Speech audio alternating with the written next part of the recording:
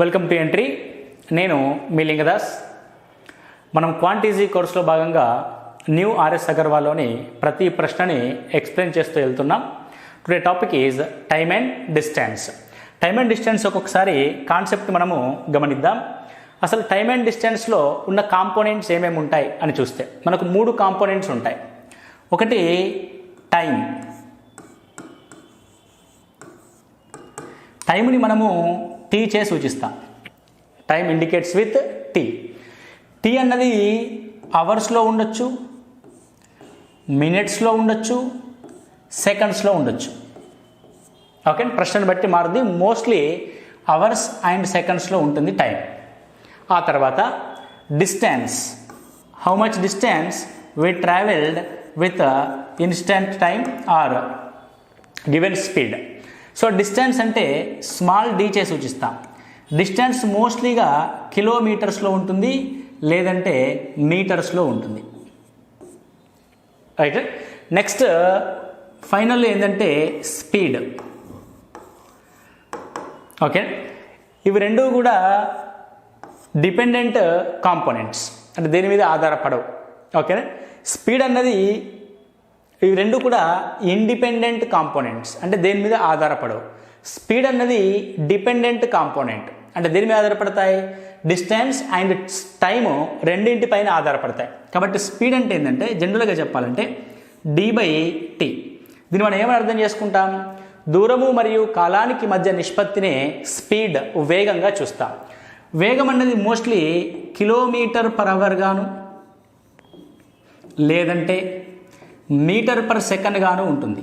అంటే kilometre per అవర్లో ఉంటే మీటర్ పర్ సెకండ్లోకి మార్చడం, మీటర్ పర్ సెకండ్లో ఉంటే కిలోమీటర్ పర్ అవర్లోకి మార్చడం. అదే విధంగా మారుస్తాం అన్నది మనము ప్రాబ్లమ్స్ వెళ్ళిన తర్వాత చూస్తాం. అంటే the total chapter depends on these 3 components: time, distance, speed.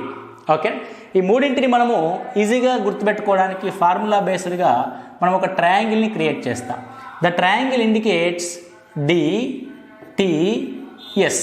Okay, the triangle indicates DTS. DTS అంటే స్పీడ్ కనుక్కోవాలనుకోండి, మనము స్పీడ్ ఈజ్ ఈక్వల్ రాయాలంటే పైన D ఉంది, కింద T ఉంది. The formula is D/T. Okay. The second thing, time కనుక్కోవాలనుకోండి. The time కనుక్కోవాలనుకుంటే మీరు మళ్ళీ ఒకసారి గమనించండి, టైం కాకుండా ఏముంది? పైన D, కింద S ఉంది. It's a D/S. After that you find the distance D. D కనుక్కోవాలనుకోండి. D కనుక్కోవాలనుకుంటే స్పీడ్ అండ్ టైం పక్క పక్కన ఉన్నాయి, D కాకుండా ట్రయాంగిల్లో. కాబట్టి it's a speed into time. So 3 components మనము 3 ఫార్ములాస్ బేస్డ్ చేసుకొని ఐడెంటిఫై చేస్తాం. అంటే ఫార్ములాస్ని ఉపయోగించాలి, అవసరమైన సందర్భంలో మనం కాన్సెప్ట్ని ఉపయోగించాలి. రైట్, చూద్దాం. స్పీడ్ అంటే ఏంటి? D/T. T అంటే ఏంటి? D/S. D అంటే ఏంటి? S/T. Okay, these are the 3 basic formulas to solve the time and distance, trains and boats and streams. ఈ 3 చాప్టర్స్ ఈ 3 కాంపోనెంట్స్ పైన బేస్ అయి ఉంటాయి. మరి మనం ఒక్కొక్క కాంపోనెంట్ని అర్థం చేసుకోవడానికి ప్రయత్నం చేద్దాం. వాట్ ఈజ్ డిస్టెన్స్ అని అంటే, ఒక ఇవ్వబడిన టైంలో ఒక వ్యక్తి కానీ ఒక వాహనం కానీ ప్రయాణించిన దూరాన్ని డీగా తీసుకుంటాం. For example, if A person travelled 108 kilometres, 108 కిలోమీటర్ల దూరాన్ని 108 కిలోమీటర్ల దూరాన్ని 3 గంటల్లో ప్రయాణించెను. 3 గంటల్లో ప్రయాణించెను. మనం ఇందులోంచి 3 కాంపోనెంట్స్ రాద్దాం. 3 కాంపోనెంట్స్ అంటే ఒక 2 కాంపోనెంట్స్ ఇస్తాడు, 3వ కాంపోనెంట్ని మనం కనుక్కోవాలి. ఏమిచ్చాడు? 108 కిలోమీటర్ల దూరం ఇచ్చాడు. కాబట్టి దూరము D is equal to 108 kilometres. Units very very important. మీటర్స్లో ఇచ్చాడా, కిలోమీటర్స్లో ఇచ్చాడా అన్నది జాగ్రత్తగా గమనించాలి. Distance D is equal to 108 kilometres. మరి what about time? Time T is equal to 3 hours. So time అనేది అవర్స్లో ఇచ్చాడు. దూరము కిలోమీటర్స్లోను, టైం అవర్స్లోనే ఇచ్చినప్పుడు మనకు స్పీడ్ ఎందులో వస్తుంది, కిలోమీటర్ పర్ అవర్లో వస్తుంది. ఈ రెండింటిపైన డిపెండ్ అయిన కాంపోనెంట్ ఏంటి అని గమనిస్తే the component is speed. Speed is equal to d/t. అంటే డైరెక్ట్గా మనం దీన్ని రాయలేం, దూరము మరియు కాలాన్ని భాగించగా వచ్చే సమాధానం. డి ఎంత, 108 కిలోమీటర్లు. Okay, the numerator is 108 kilometres by the denominator is 3 hours. Denominator is 3 hours. When we cancel 3 3s are 9, 1 we get 3 6s are 18. So what is the speed? 36 kilometer per hour. 36 kilometer per hour. అంటే ప్రతి ప్రశ్నలో 2 components ఆధారంగా 3వ కాంపోనెంట్ని కనుగొనడం. Okay, so స్పీడ్ని ఈ విధంగా 36 kilometer per అవర్గా మనం కనుక్కున్నాం. ఒకవేళ 36 కిలోమీటర్ పర్ అవర్ అనే ఆప్షన్ లేకపోతే మీటర్ పర్ సెకండ్లో ఉందనుకోండి, ఏ విధంగా మార్చాలి మనం ఇక్కడే చూసేద్దాం. సో 36 కిలోమీటర్ పర్ అవర్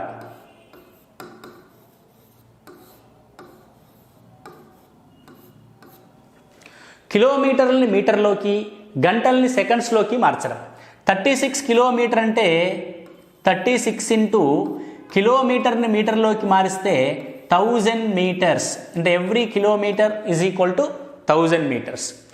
అవర్స్ని సెకండ్స్లోకి మారిస్తే అవర్ అంటే 60 minutes, every minute containing 60 seconds.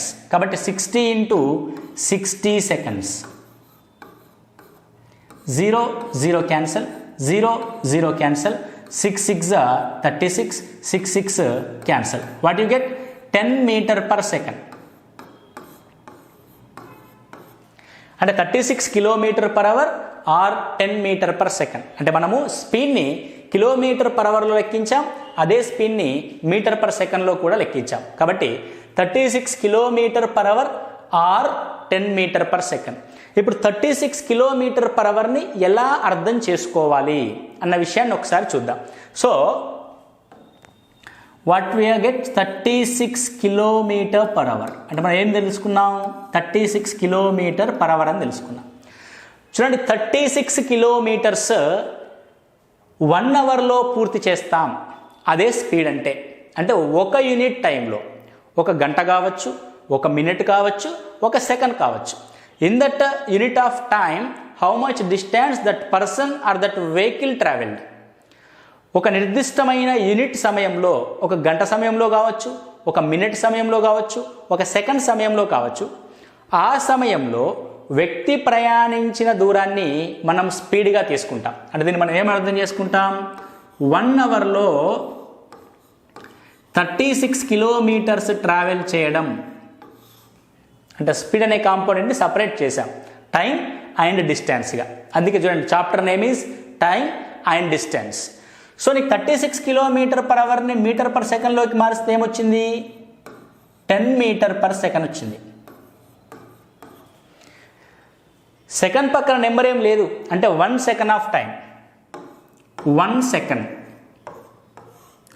1 సెకండ్లో ఎంత ట్రావెల్ చేస్తున్నాం మనము, 10 మీటర్స్ ట్రావెల్ చేస్తున్నాం. అంటే in 1 second of time we are traveling 10 meters of distance. Okay, కాబట్టి స్పీడ్ని మనము ఈ విధంగా కాలము మరియు దూరము ఆధారంగా ఐడెంటిఫై చేసుకోవడం నేర్చుకోవాలి. ఫర్ ఎగ్జాంపుల్ ఇలా ఉందనుకోండి, 50/3 కిలోమీటర్ పర్ అవర్ ఉంది. దీన్ని ఏ విధంగా అనలైజ్ చేస్తాం మనము, 50 కిలోమీటర్ల దూరాన్ని 3 గంటల్లో పూర్తి చేస్తాడు వ్యక్తి. 50/3 అని అంటే 50 numerator indicates the distance, denominator indicates the time in the speed component. So speed is equal to 50/3 kilometre per hour అంటే in 3 hours of time a person completes 50 kilometres of distance. Okay, non maths కానీ కొత్తగా prepare అవుతున్న అభ్యర్థులు కానీ చాలా జాగ్రత్తగా వినాల్సి ఉంటుంది. Okay, already prepare అవుతున్న వాళ్ళు కూడా కాన్సెప్ట్ని ఏందో అర్థం చేసుకోవడానికి ప్రయత్నం చేయండి. అంటే స్పీడ్ అంటే ఇవ్వబడిన నిర్దిష్టమైన టైంలో ఎంత దూరం ప్రయాణించామో క్యాలిక్యులేట్ చేసి చెప్పేదాన్ని మనం ఏమంటాం, స్పీడ్ అని అంటాం. Okay right. ఇప్పుడు మనం స్పీడ్ తీసుకొని ప్రాబ్లం చేద్దాం. ఒక వ్యక్తి 54 km/h వేగంతో 54 km/h వేగంతో 4 గంటలు ప్రయాణించెను. నేను ప్రశ్న ఏమీ అడగట్లే, జస్ట్ ఆ స్టేట్మెంట్ రాస్తున్నాను. ఇందులో ఏమేమి కాంపోనెంట్స్ ఉంటాయన్నది అర్థం చేసుకోవడానికి ప్రయత్నం చేద్దాం మనం. రైట్. ఇప్పుడు in this statement we have a 2 points. One is 54 km/h అనే వేగం ఉంది కాబట్టి the speed is equal to 54 km/h అంటే గంటకి 54 కిలోమీటర్ల దూరాన్ని ప్రయాణించగలడు. ఆఫ్టర్ దట్ టైం అనే కాంపోనెంట్ ఉంది. Where we have the time? In the statement we have 4 hours of time కాబట్టి 4 hours ఉంది. మీరు ఒకసారి చెప్పండి, మనకు టైమ్ అండ్ డిస్టెన్స్ ఎన్ని కాంపోనెంట్స్ ఉంటాయి? 3 కాంపోనెంట్స్ ఉంటాయి. ఒకటి కాలము, రెండవది దూరము, మూడవది వేగము. వేగం ఉంది, we have a speed, we have a time. మనకేం అవసరం? ఇంకా డిస్టెన్స్ అవసరం. What we need? We need distance. How much distance? Distance d is equal to speed into time. Speed into time అంటే ఎంత స్పీడ్తో ఎన్ని గంటలు ప్రయాణించావు. Okay right. దీన్ని మనం ఇంకో విధంగా అర్థం చేసుకుంటే గంటకి 54 కిలోమీటర్లు ప్రయాణించగలవు, 4 గంటల్లో ఎంత దూరం ప్రయాణిస్తావు? మొదటి గంటలో 54, రెండో గంటలో మరొక 54, మూడో గంటలో ఇంకో 54, నాలుగో గంటలో ఇంకో 54. అంటే మొత్తం ఎన్ని గంటలు? 454 గంటల సమయాన్ని మనము 454 గంటల కిలోమీటర్లని మనం పూర్తి చేయవచ్చు. 454 కిలోమీటర్ల దూరాన్ని మనము పూర్తి చేస్తాం. సో ఇక్కడ స్పీడ్ అంటే km/h ఉండాలి కదా, మరి నువ్వు రాయలేదు కదా అని అంటే 4 hours అవర్ ఉంది, km/h అవర్ ఉంది, అంటే రెండు క్యాన్సిల్ అవుతాయి. రైట్. అందుకే 4 hours గంటకి 54 కిలోమీటర్స్ చొప్పున మొత్తం ప్రయాణించిన దూరం ఎంత? Right. It's a 4 4s are 16, 4 5s are 20, so it's a 216 kilometers. So how much distance we traveled? 216 kilometers. We completed the distance in the given time with this particular speed. Okay right. Next case ఒకటి చూద్దాం. 58 km/h 58 km/h వేగంతో మనము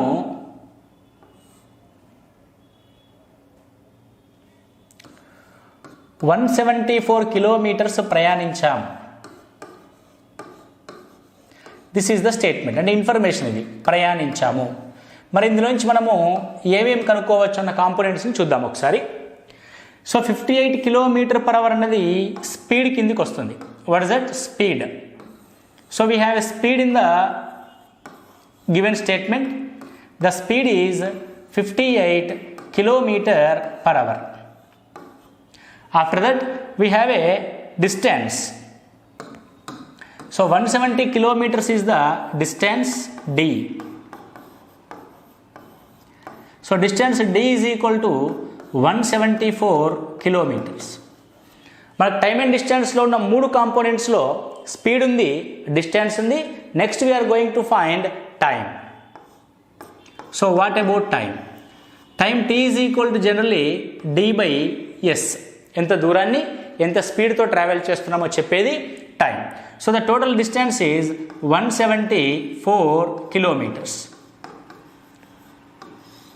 the speed is 58 km/h.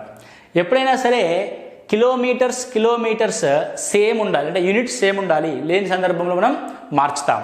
Okay right. 58 km/h. Okay kilometre cancel అయ్యి hours పైకి వెళ్ళుద్ది. మరి what about 58 అంటే జనరల్గా నాకు 2 టేబుల్ వస్తుంది కాబట్టి 2తో క్యాన్సిల్ చేస్తా. 2 2s are 4, 2 9s are 18, 2 8s are 16, 2 7s are 14, 87. జాగ్రత్తగా గమనించండి. 29 3s are 87. So 29 3s are 87 అంటే ఎన్ని అవర్స్ పట్టిందండి? 3 hours. టైం అంటే అవర్స్లో ఉంది కాబట్టి 3 hours ఆఫ్ టైం పట్టింది. ఇలా మామూలుగా కాలము మరియు దూరంలో కనుక్కోవాల్సిన 3 కాంపోనెంట్స్ ఉంటాయి.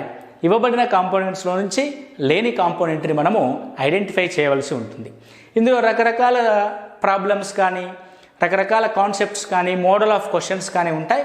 మనం డీటెయిల్గా ఆర్ఎస్ అగర్వాల్ ప్రాబ్లమ్స్ని డిస్కస్ చేస్తూ మనం మోడల్ వైజ్గా మాట్లాడుకుందాం. అయితే జనరల్గా టైమ్ అండ్ డిస్టెన్స్ కాన్సెప్ట్ వేరు, టైమ్ అండ్ డిస్టెన్స్లో రిమైనింగ్ కాన్సెప్ట్స్ ఉంటాయి. అంటే యావరేజ్ స్పీడ్, రిలేటివ్ స్పీడ్ అనే కాన్సెప్ట్స్ ఉంటాయి. ఇక్కడ చూడండి, యావరేజ్ స్పీడ్ ఉందనుకుందాం. What is the mean by average speed? చాలామందిని కన్ఫ్యూజన్ గురి చేసే టాపిక్ ఏంటి అంటే average speed and relative speed రెండు వేరు వేరు. యావరేజ్ స్పీడ్ వేరే, రిలేటివ్ స్పీడ్ వేరే. What is the mean by average speed? అసలు యావరేజ్ అంటే ఏంటి? రాసుల మొత్తము బై రాసుల సంఖ్య అని రాస్తాం. రాసుల మొత్తము బై రాసుల సంఖ్య అంటే ఇవ్వబడిన మొత్తం అంశాలని ఉన్న అంశాలకి సమానంగా పంచడాన్ని ఏమంటారంటే యావరేజ్ అంట. ఇక్కడ వివిధ రకాల వేగాలు ఉంటాయి మనకి. ఫర్ ఎగ్జాంపుల్, మనము బైక్ మీదనో కారులోనో ప్రయాణిస్తున్నాం అనుకుందాం. ప్రయాణిస్తున్నప్పుడు రోడ్డు ఖాళీగా ఉన్నప్పుడు వేగంగా ప్రయాణిస్తాం, ట్రాఫిక్ ఉన్నప్పుడు స్లోగా ప్రయాణిస్తాం. ఏదైనా స్టాప్లో ఆగాల్సి వచ్చినప్పుడు కానీ రెస్ట్ తీసుకోవాల్సి వచ్చినప్పుడు కానీ 0 స్పీడ్తో ఉంటాం, అంటే ఆగి ఉంటుంది, అక్కడ ఎలాంటి ప్రయాణం జరగదు. తర్వాత మళ్ళీ స్పీడప్ అవుతాం, స్పీడ్ డౌన్ అవుద్ది. ఆ విధంగా ఒక ప్రయాణం అనేది కాన్స్టంట్ వేగంతో జరగకుండా వివిధ పాయింట్ ఆఫ్ టైంలో వివిధ వేగాలతో ప్రయాణిస్తూ ఉంటాం. కానీ జనరల్గా మనం ఏం ఆలోచిస్తామంటే మొత్తం ప్రయాణించిన దూరంలో మొత్తం ఎంత సమయం పట్టింది అన్న దాన్ని బట్టి స్పీడ్ని లెక్కిస్తాం. దాన్నే యావరేజ్ స్పీడ్ అంట. అంటే ఏ పాయింట్ ఆఫ్ టైం వద్ద ఎంతన్నా స్పీడ్ ఉన్నది, మనం చూడాల్సింది ఏంది? ప్రయాణించిన మొత్తము దూరానికి ఆ ప్రయాణానికి పట్టిన మొత్తం కాలాన్ని లెక్కించేదే average speed. Let's see. Average speed ఏమని రాయొచ్చు? Total distance travelled by the person in the total time to complete that journey. Total distance by total time. ఇది మీరు మైండ్లో పెట్టుకోవాల్సింది. చాలామంది ఏమంటారంటే యావరేజ్ స్పీడ్ అనగానే ఫార్ములా గుర్తుపెట్టుకుంటారు, 2s1 s2 by s1 plus s2. ఒకవేళ 3 వేగాలు ఇస్తే ఏం చేస్తావు, 4 వేగాలు ఇస్తే ఏం చేస్తావు, 5 వేగాలు ఇస్తే ఏం చేస్తావు, అప్పుడు ఫార్ములా ఏమవుద్ది? ఓకే, అది కన్ఫ్యూజన్. కాబట్టి అలాంటి కన్ఫ్యూజన్ ఏమి లేకుండా నువ్వు యావరేజ్ స్పీడ్ అన్న కాన్సెప్ట్ని ఏ విధంగా గుర్తించాలి అంటే, యావరేజ్ స్పీడ్ అంటే ఆ వ్యక్తి ప్రయాణించిన మొత్తం ప్రయాణము, మొత్తం దూరము బై మొత్తం కాలంగా మనం సగటు వేగాన్ని తీసుకోవడం జరుగుద్ది. ఒక ఎగ్జాంపుల్ తీసుకుంటే మీకు క్లారిటీ వస్తుంది. ఏమంటానంటే, నేను ఒక వ్యక్తి 55 km/h వేగంతో 2 గంటలు, 56 km/h వేగంతో 3 గంటలు, 56 km/h వేగంతో 3 గంటలు ప్రయాణించాడు. అయినా అతని సగటు వేగం ఎంత?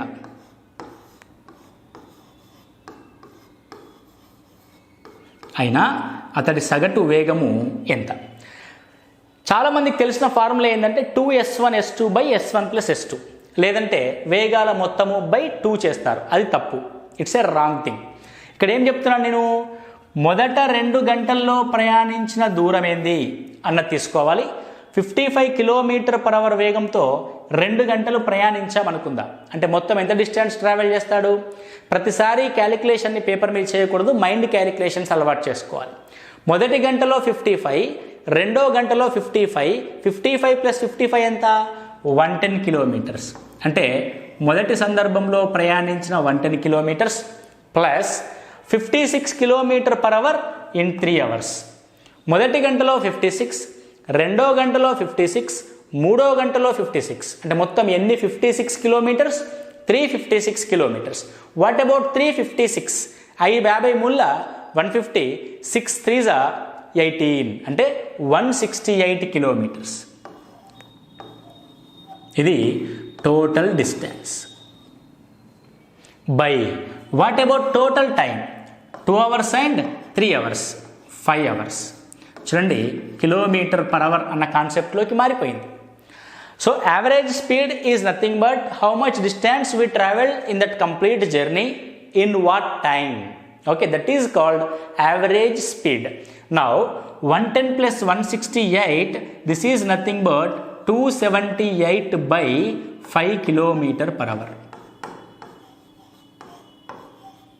Okay, 5 5 25, 5 5s are 25, 5 5s are 25, 3 we get, when we take the point it get 30, 5 6 are.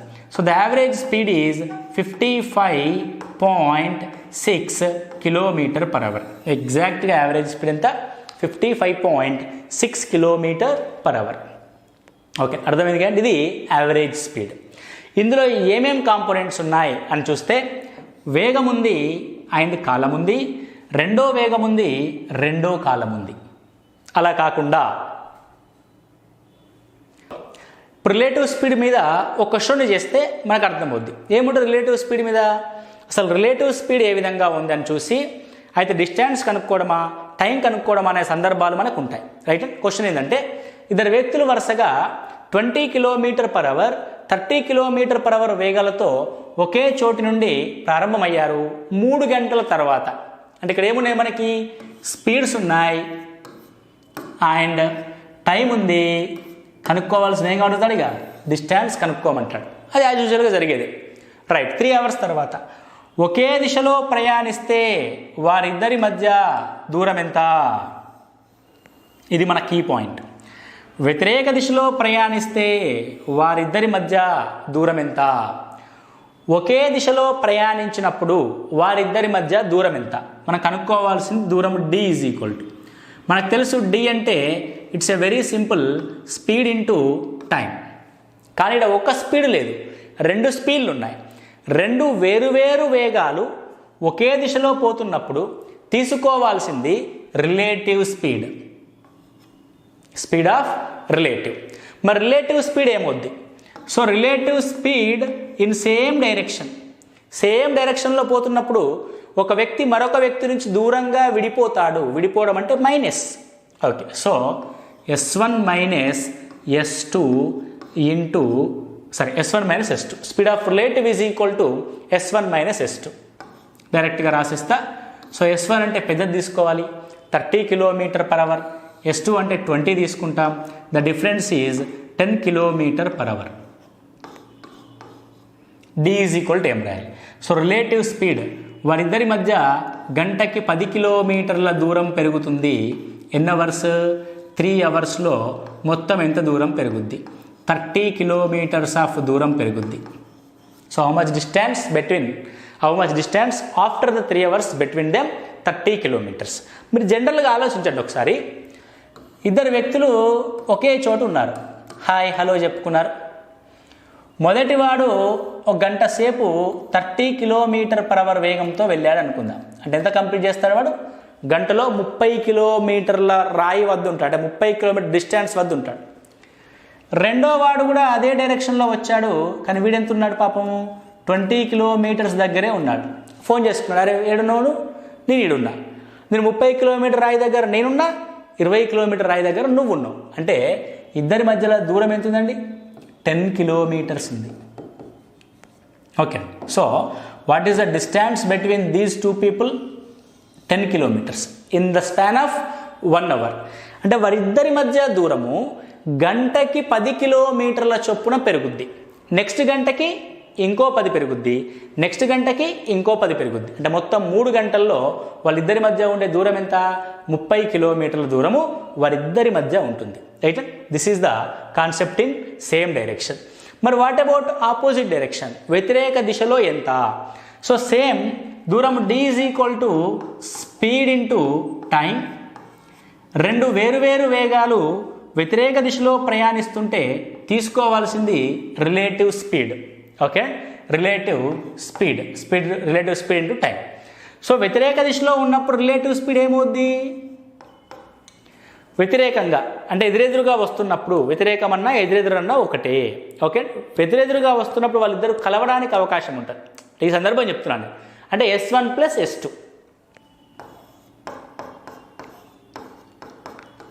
30 plus 20. So గంటకి 50 కిలోమీటర్స్ దూరం వాళ్ళు పూర్తి చేస్తారు, లేదంటే గంటకి 50 కిలోమీటర్స్ ఆఫ్ దూరము వాళ్ళు బయటికి వెళ్తారు. Okay right. ఇక్కడ చూద్దాం. మొదటి వాడు ఇటువైపు వెళ్ళాడు, 30 కిలోమీటర్ల రాయి వద్ద ఉన్నాడు. రెండవ వాడు వ్యతిరేకంగా ఇటువైపు వచ్చాడు, ఇప్పుడు 20 కిలోమీటర్ రాయి వద్ద ఉన్నాడు. రైట్. ఇప్పుడు ఈ పర్సన్ ఎక్కడున్నాడు? ఇక్కడ ఉన్నాడు. వీడు ఎక్కడున్నాడు? ఇక్కడ ఉన్నాడు. ఇప్పుడు ఇద్దరి మధ్య దూరాన్ని కొలుద్దాం మనం. ఇక్కడ నుంచి ఇక్కడికి 20, ఇక్కడ నుంచి ఇక్కడికి 30, అంటే మొత్తం ఎంత distance? 50 kilometres of distance. So 50 kilometres of distance in 1 hour. అంటే వారిద్దరి మధ్య దూరం ఎంత పెరుగుతుంది? గంటకి 50 కిలోమీటర్ల చొప్పున పెరుగుతుంది. సరే మీరు కలుస్తారన్నారు కదా, అంటే నేను అర్థం అవ్వడానికి మీకు ఇలా చూపించా. వ్యతిరేక దిశలో అంటే వీడు ముందుకు రావడం, వీడు వీని ముందుకు రావడం, ఎదురెదురుగా రావడం. ఇలాంటి సందర్భంలో ఏమవుద్ది? కలుస్తారు అని అంటున్నాడు. సో ఇలాంటి సందర్భంలో ఏమవుద్ది? వీడు ప్రయాణించిన దూరము రెండు కలిపి పెరుగుతాయి. ఓకే. సో ఎంత పెరుగుద్ది? గంటకి 50 కిలోమీటర్స్ పెరుగుద్ది. మరి distance D per 1 hour 50 kilometers in 3 hours how much? 150 kilometers. సో ఎంత దూరం ఉంటుంది వారిద్దరి మధ్య 3 గంటల తర్వాత? 150 కిలోమీటర్స్ ఆఫ్ డిస్టెన్స్ ఉంటుంది. రైట్. ఇలా రిలేటివ్ స్పీడ్ని బేస్ చేసుకొని డిస్టెన్స్ అడగొచ్చు, లేదంటే టైం అడగొచ్చు, లేదంటే స్పీడ్లు, డిస్టెన్స్లు టైంలు ఇచ్చి స్పీడ్లు కూడా అడగొచ్చు. ఇలా రకరకాల సందర్భాల ప్రశ్నలు మనకి చూస్తూ ఉంటాం మన టెక్స్ట్ బుక్ ఆధారంగా చేసుకొని. ఓకే. ఇది the concept of time and distance. అంటే ఏమీ తెలియకుండా మనము ప్రాబ్లమ్స్ని సాల్వ్ చేస్తే అవి చాలా డిఫికల్ట్గా అనిపిస్తాయి.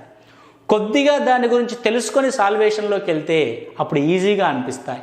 ఏ కాన్సెప్ట్ మనం ఏ విధంగా అర్థం చేసుకుంటున్నాం అన్నది మన మైండ్లో ఫిక్స్ అయిపోద్ది. So time, distance, speed, for this 3 components we are doing different types of problems. Okay. In the next session మనము క్వాంటిజీ కోర్సులో న్యూ ఆర్ఎస్ అగర్వాల్లోని ప్రతి క్వశ్చన్ని సాల్వ్ చేయడానికి మనం ఈ కోర్సును స్టార్ట్ చేసాం. So this is the concept of time and distance. Next సెషన్లో మనము న్యూ ఆర్ఎస్ అగర్వాల్లోని ఈచ్ అండ్ ఎవ్రీ ప్రాబ్లమ్ని ఏ విధంగా సాల్వ్ చేస్తాం, ఎగ్జామినేషన్ హాల్లో with in the 30 seconds of time, యావరేజ్గా 30 సెకండ్ల లోపు ప్రతి క్వశ్చన్ని సాల్వ్ చేయడానికి కావలసిన నాలెడ్జ్ని, కావాల్సిన ట్రిక్స్ని, టెక్నిక్స్ని, లాజిక్స్ని మనం నేర్చుకుంటూ ముందుకెళ్తాం. Okay right. Thank you. Keep watching.